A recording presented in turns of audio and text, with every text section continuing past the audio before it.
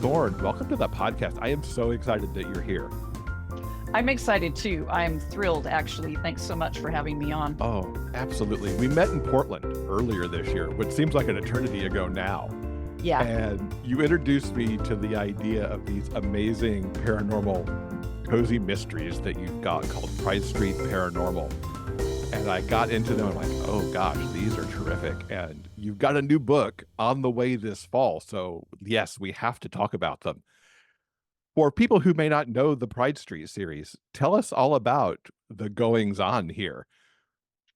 So Pride Street is a fake neighborhood in Portland. I mean, it does have some real places in it, but that I reference, but it's just a queer little neighborhood full of all sorts of wild characters who are just having a great time as mayhem is occurring, right? So I get to write from a corgi's point of view. So there's a dog sleuth and then a human sleuth, and also a ghost, which is really fun to write. And the ghost, Adam, is very dear to my heart. He was an AIDS activist, leather daddy in the 80s. And I was a teenager and young adult in my early 20s in the late 80s, early 90s during the height of the AIDS crisis. And so people like that, like I knew Adam, I knew ACT UP activists. I knew people chaining themselves to streetcars. And I love writing him too. But, it's just a great thing to write a series and write about a neighborhood where being queer is just the normal thing, right? Early on, someone wrote a review of the first book, Sushi Scandal, and they said, warning, a non-binary character gets killed, but then they said, but they didn't get killed because they were non-binary, right? So there's a normalization of just living in community in that way that I really also have a great time writing. So yeah, The mysteries occur.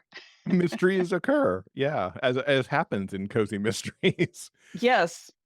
The community was so just wonderful. I mean, yes, in its inclusive nature that there's a little bit of everybody in the community, but just the vibe of the street and the shops that are on the street and the cafes and everything.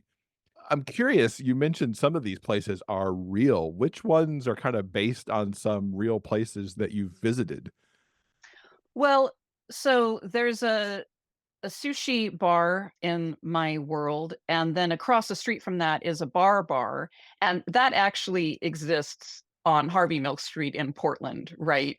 So those places are real, but there's not Bruiser's Cafe run by a lesbian couple and their bulldog, and there's not a vinyl store and animal pet supply store called, Bones, Dogs, and Harmony, right?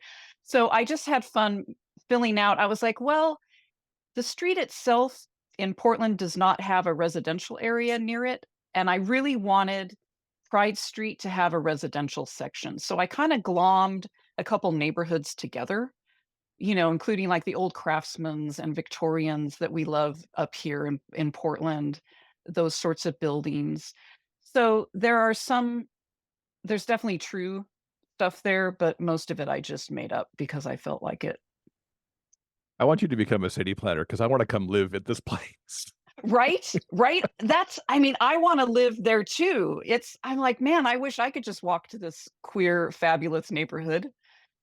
Yeah. Yeah, because it just it and the stores you put on it too are like, I would totally go to the vinyl store and see what's going on there, and I would totally go Yep. to this other place and check this out and go to the new muffin place, when it opened, Yeah. all of that stuff.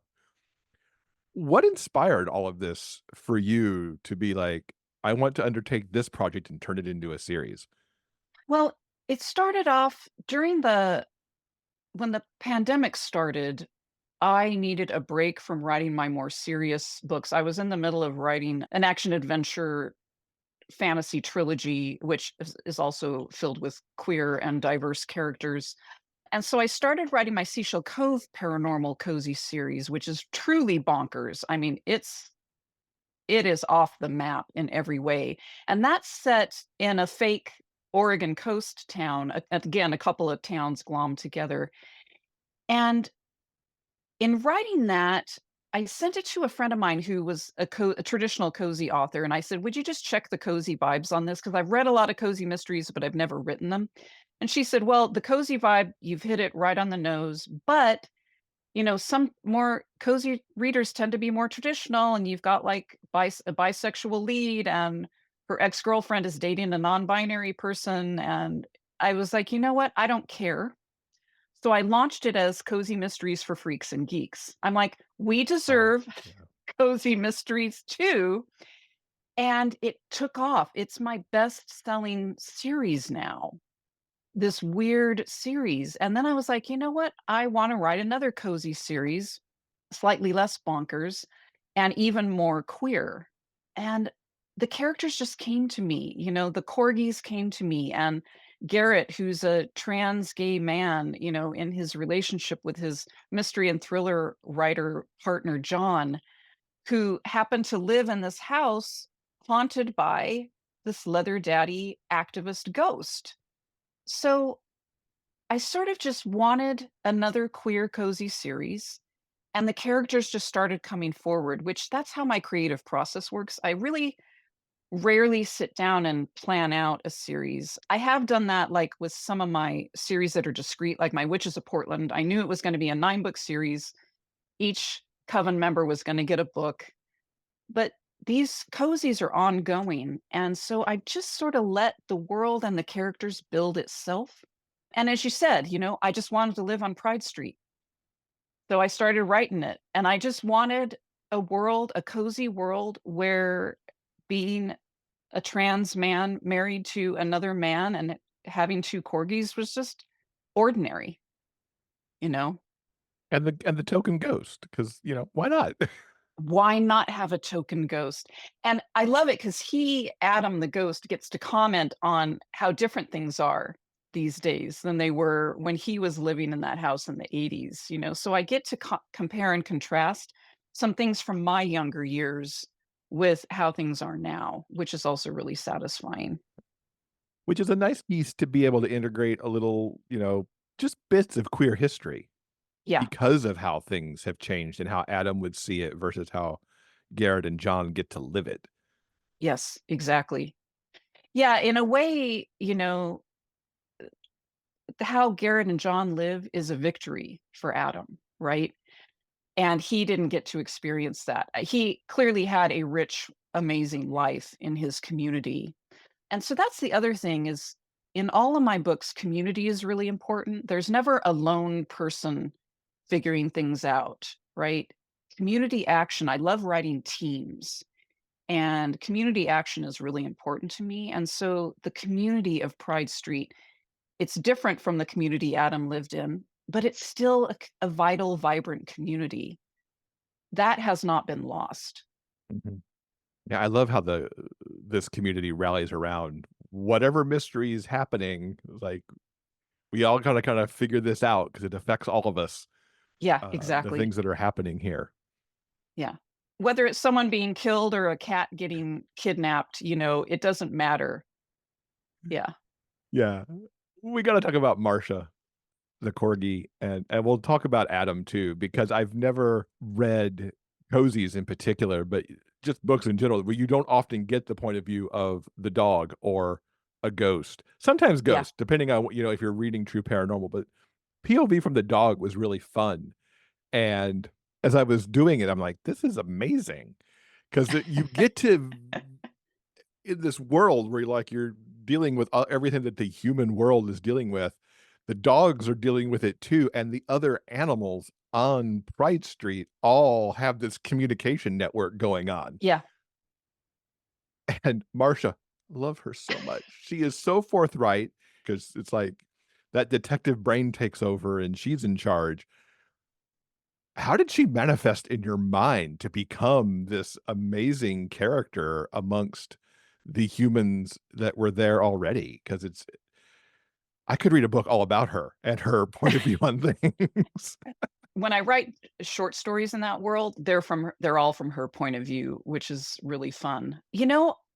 again, my subconscious just ran with this character. She had a clear voice immediately when I started writing her.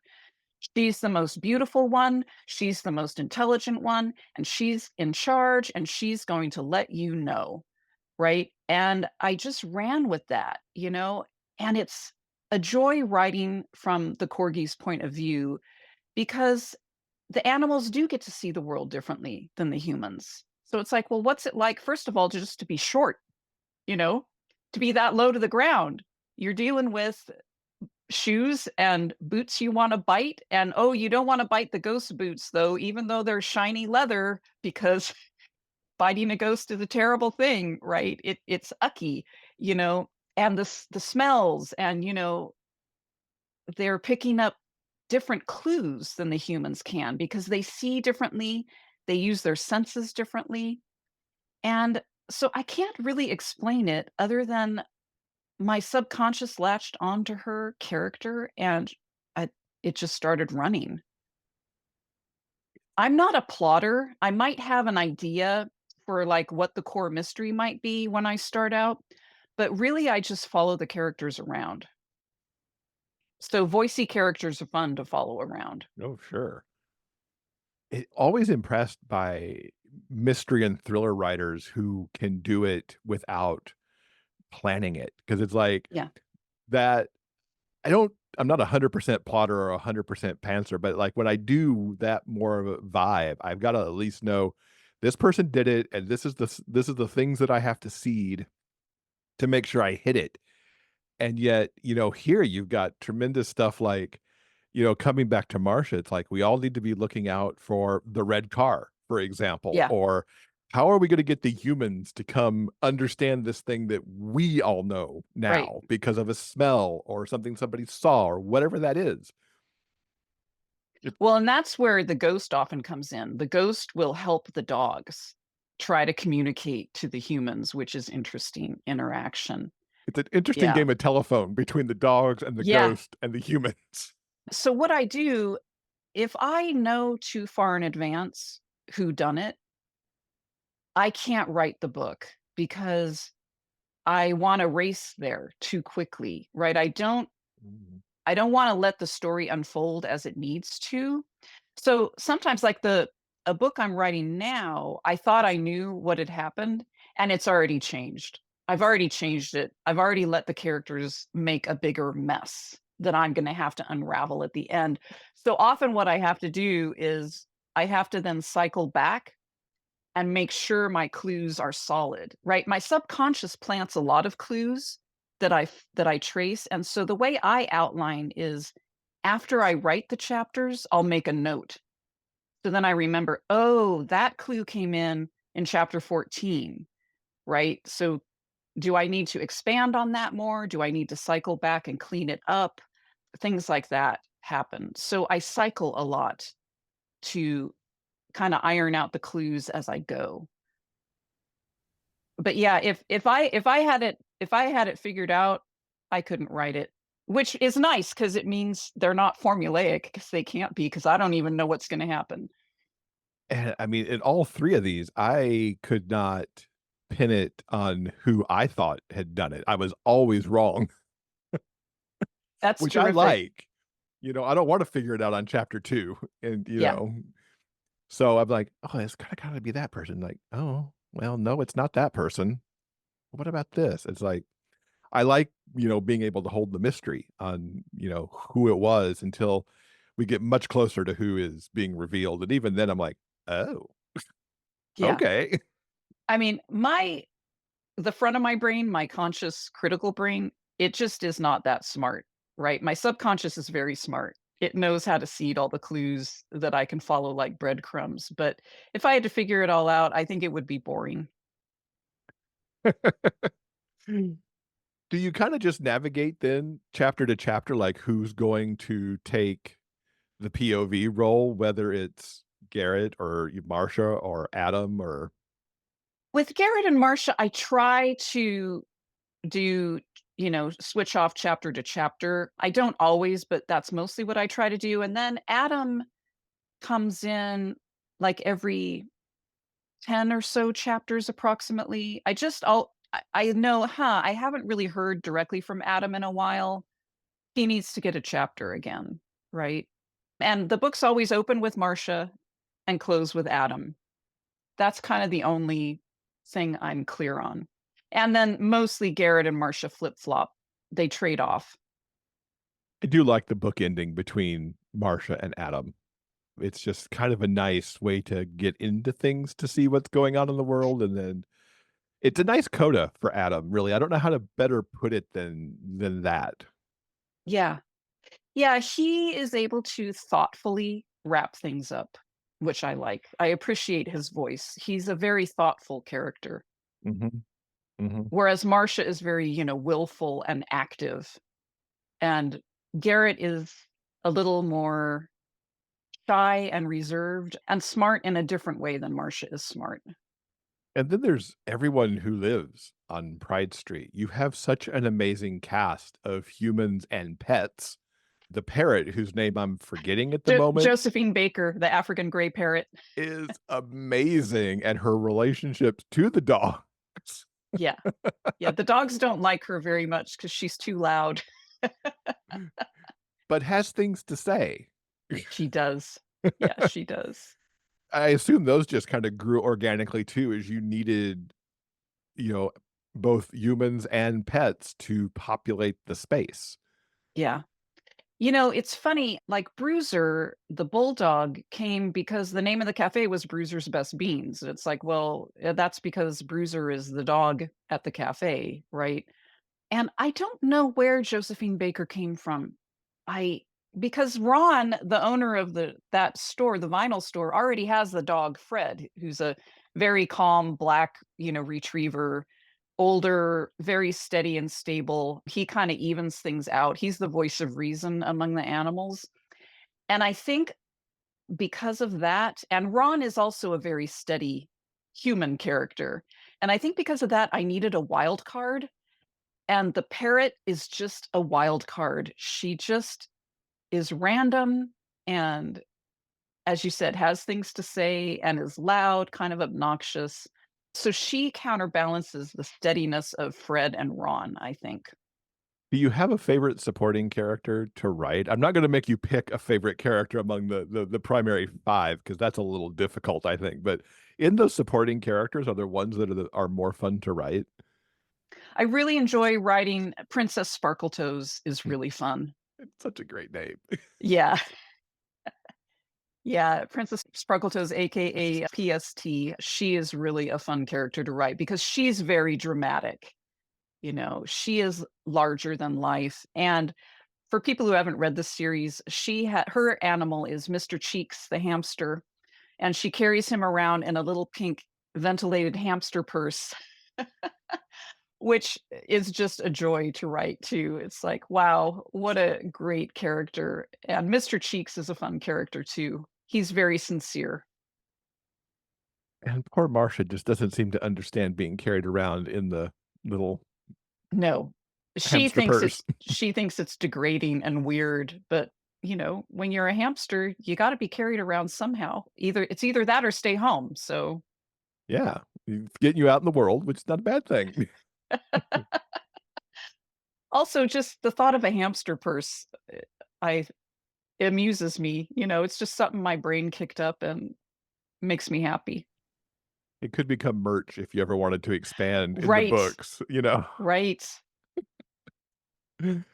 You've got a 4th book coming out this fall. What do we get to find in the 4th book? What can you tease us about? So, the 4th book is called Hairspray Horror. And Hairspray Horror has a hair salon and drag queens, so hairspray in both places, right? And a drag queen at Enrico's nightclub, which is a recurring venue in the series. A drag queen drops dead, and there's a lot of mystery that happens around it. And in that book, Klaus ends up in actual danger for the first Ooh. time. So they have to solve that part too. So that's about all I'll say about that, and then there will also be a 5th book called Dandy Distress, which has to do with a costume designer and a tailor who ends up missing. So we'll There will be 2 books coming out in the Kickstarter in September. Oh, fantastic. I didn't know we were gonna get, like, 2 at the same Yeah, time. That's super yeah, exciting. yeah.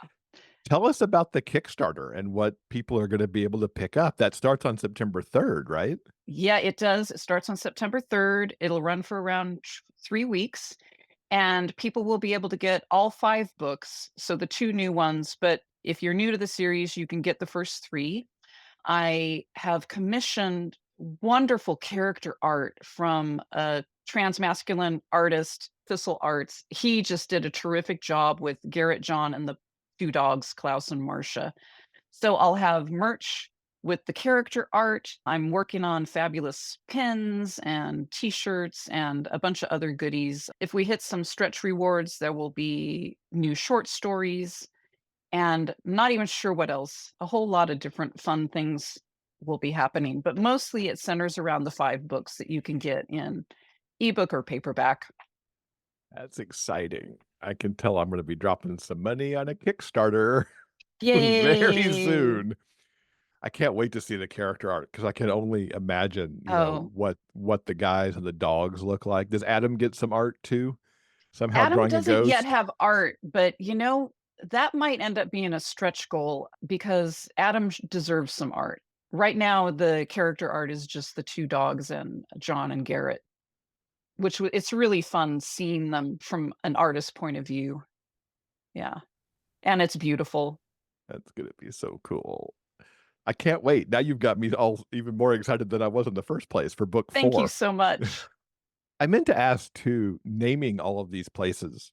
I love finding out how people decide to name, like, the stores and everything, and where do you come up with those from? Because there's some nice puns in there, for some of them. Yeah, it's funny because I am not personally a very punny person, but something about the cozy vibe, the cozy voice, and this neighborhood, it lends itself to kind of quirky, punny names. And so I just had fun with the names too. Like the sushi place is how we roll. The convenience store is at your convenience.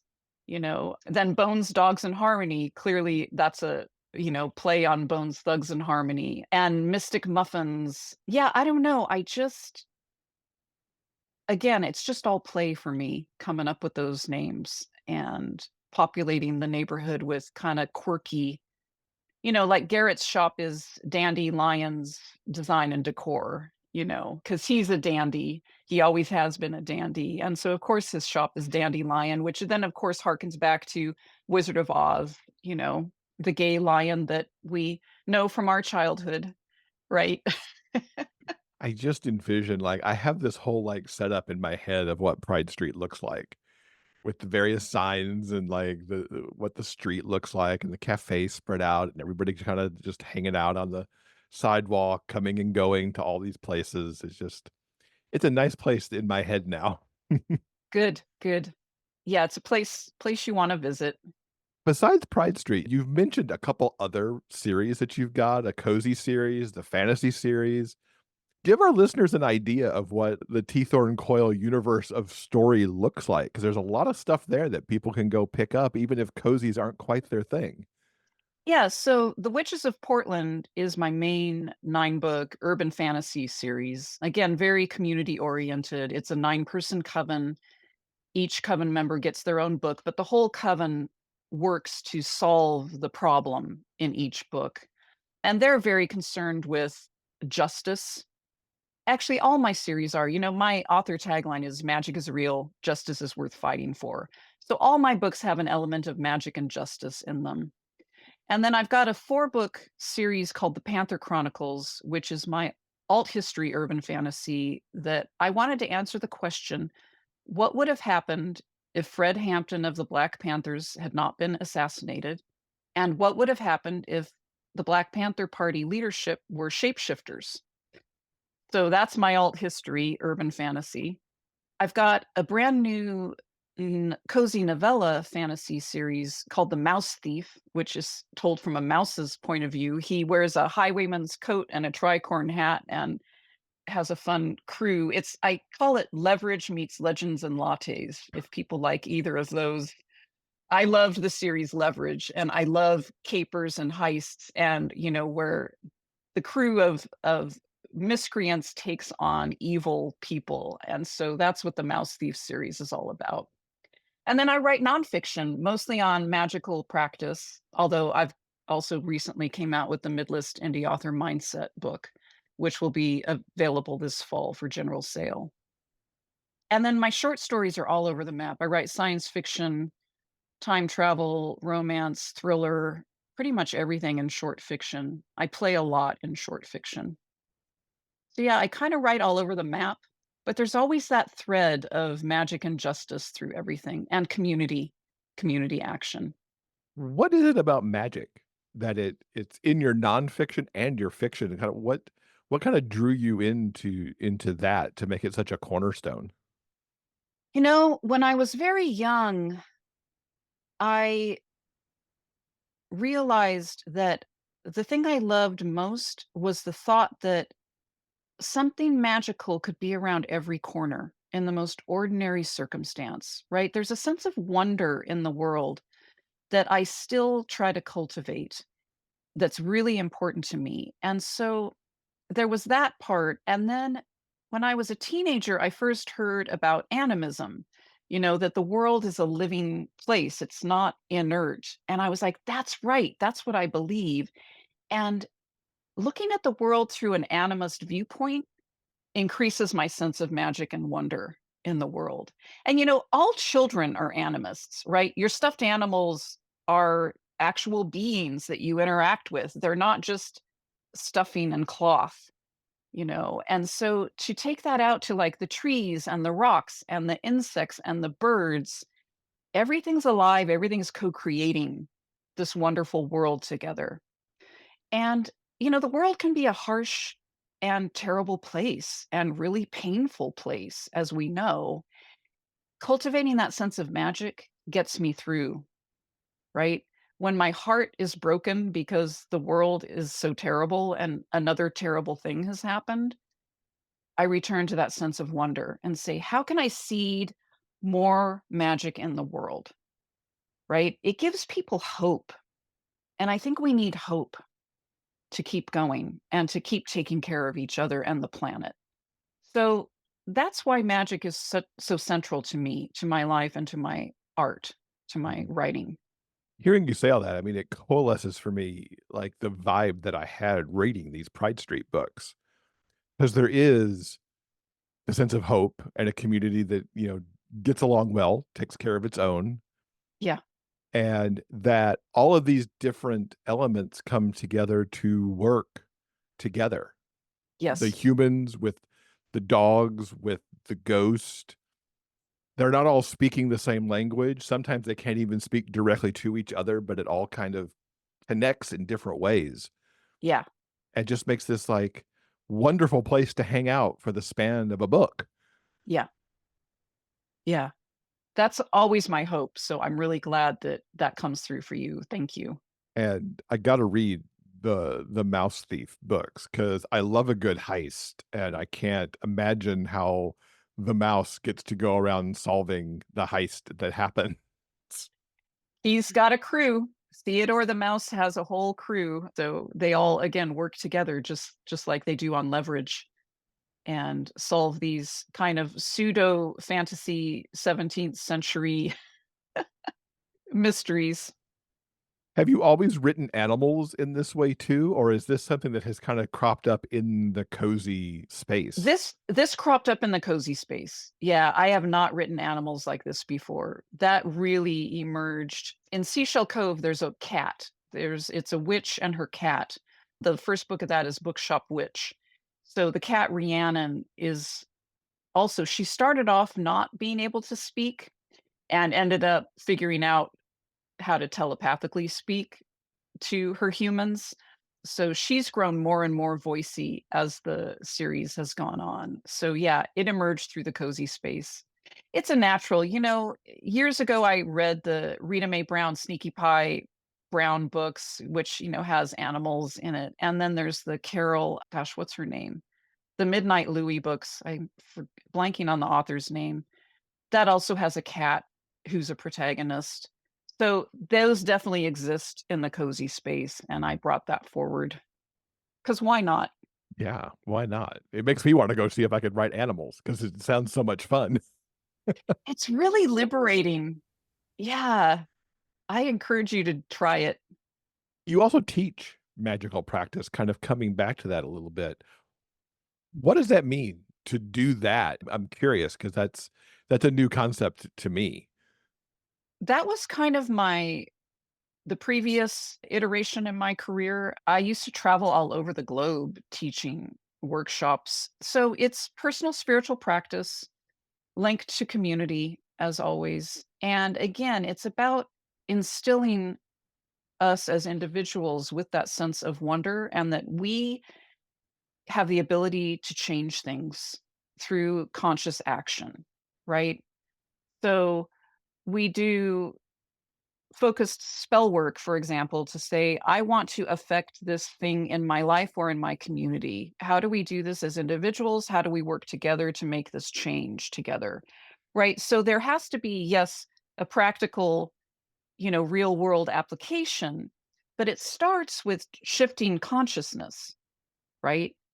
I shift my consciousness towards hope. I shift my consciousness towards justice, right? Rather than getting bogged down by everything that feels heavy in the world, can I bring some of that magical focus to apply to what feels heavy and difficult, you know? So the more I can work on myself and become aligned in myself, like I do meditation practice every day to start my day. So I start my day with a template that I have something calm inside of me. I have a way to center myself, right? And then I can act from that centered place instead of just acting frantically and with no foundation. So for me, magical practice and teaching magical practice is about teaching people how to take responsibility for creating a good foundation for themselves and their communities so that we can build a better world together. That's like something we all need in these days, for sure. Yeah, yeah. Yeah, by whatever means we get to it, I'm for it. You mentioned the Midlist author book as well. Will has read that because we backed the Kickstarter, and he absolutely loved it. There's certainly authors in our audience. Tell us a little bit about that too, in case they wanna pick it up when it comes wide later this fall. Yeah, it'll be out in October. It's the Midlist Indie Author Mindset, and I wrote that book because early on when I returned to writing fiction, I was listening to people, their business advice, and trying to do it, and I was spending money on classes and spending money on marketing that didn't work for me. I am an idiosyncratic person, and for me, marketing is all about connecting with other people, right? So I had to figure out for myself, I had to shift my mindset away from here's the way it has to be done and here's the only way it can be done. Authors also said stay in your lane and write to market, and you can't publish your nonfiction and your novels under the same name. You'll ruin the algorithm. And I'm like, I don't care about the algorithm. And of course, since then, the algorithm has changed a million times, right? So the people who were gaming the algorithm 8 years ago can no longer do it that way, right? So I knew I needed to stick with my inner voice and find my own process. And so I wanted to write something to help other people find their personal process. What's your idiosyncratic way? What's going to work for your career? Right. And yes, here are some basic core practices, business practices that we need to learn, but we're all going to enact them differently. Right. Like my friend's saying, traditional cozy readers aren't going to want books with bisexual and non-binary characters.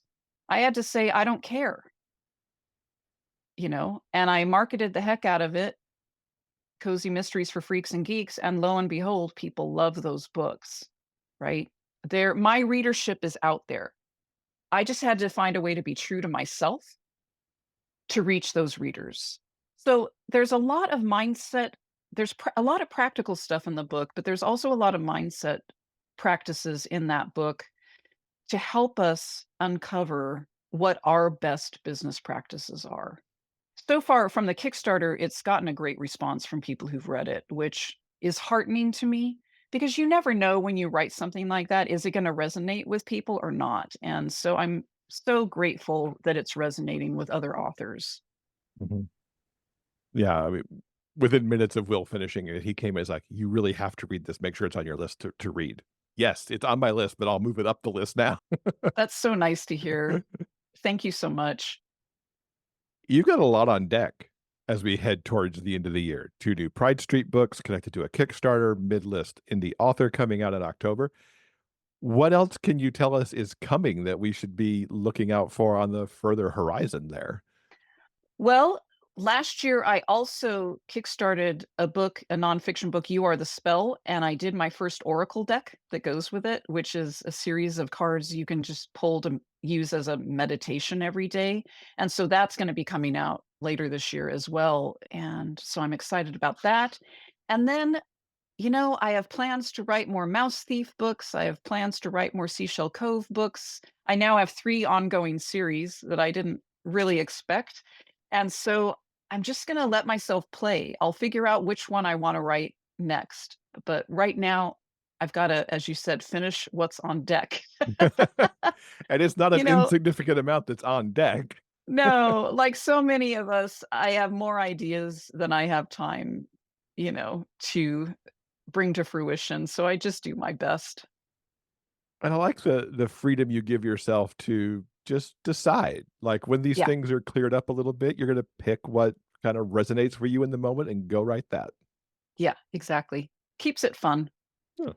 So as we wrap up, we've absolutely gotta get some recommendations. What are you reading or watching that you would recommend to our listeners? Well, this series is already complete in 3 seasons, but if people haven't seen it yet, I love Sort of. I don't know if you've Hmm. watched it. Sort of is a wonderful genderqueer, Pakistani Canadian television series. It's got 3 seasons. It's set in the art scene, and the actors are all amazing, so it's a wonderful amalgamation of queer community, Pakistani Canadian community, and how they all interact with each other, the arts community, and I just loved the characters. It's full of heart, and the actors are amazing. So I highly recommend Sort of. That's one thing. And then books, I'm reading a lot of historical mysteries and some cozy mysteries. And I also have more books on my Kickstarter to be read pile. I back so many books on Kickstarter. It's one of my favorite ways to get books now. So I've got a lot of books in my library from that are on my TBR pile. Historical mysteries, I just read a series by C.J. Archer that I enjoyed, and I'm also liking for cozies, Mia Manansala. The first book in that series is called Arsenic and Adobo.